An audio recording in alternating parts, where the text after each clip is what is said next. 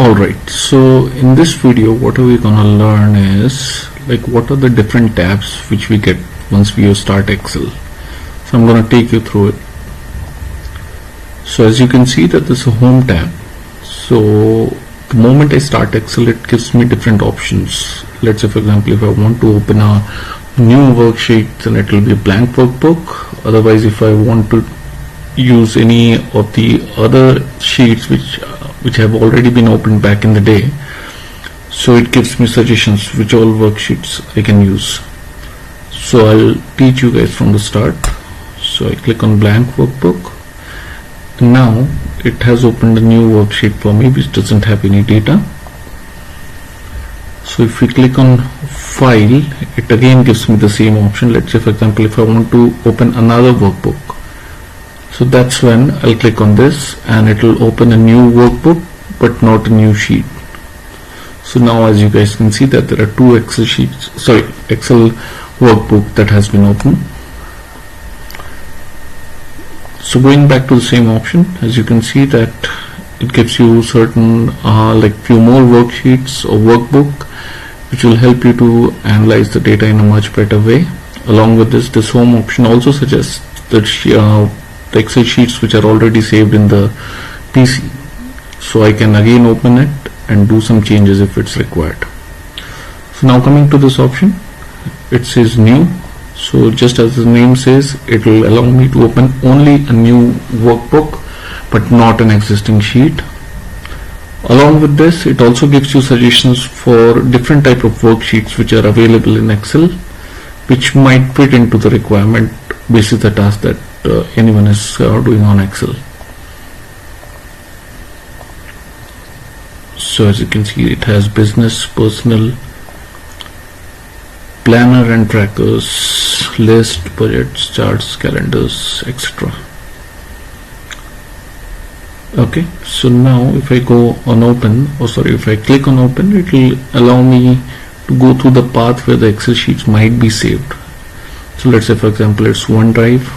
So if there's any Excel sheet saved in OneDrive, it will allow me to open the Excel sheet from that particular path. And if it's in this PC, then as you can see that these are the different paths which were used in the past, and it will again lead me to the same place.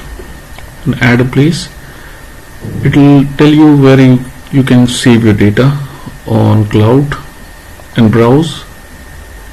It will open a file explorer from where you can go to the different paths which are available in your PC and you can open the Excel sheets. So now if I click on save as, it will give the same option, but over here let's say for example if this Excel sheet which is already saved with a particular name, and if I want to overwrite the data with the same name, then I'll have to select the same Excel sheet. So as of now there's no Excel sheet which is saved in the path. So this is what the function is all about in save as. Print, as we all know, let's say for example if there's any print that is required for the data which is available in the Excel sheet, we'll use this option.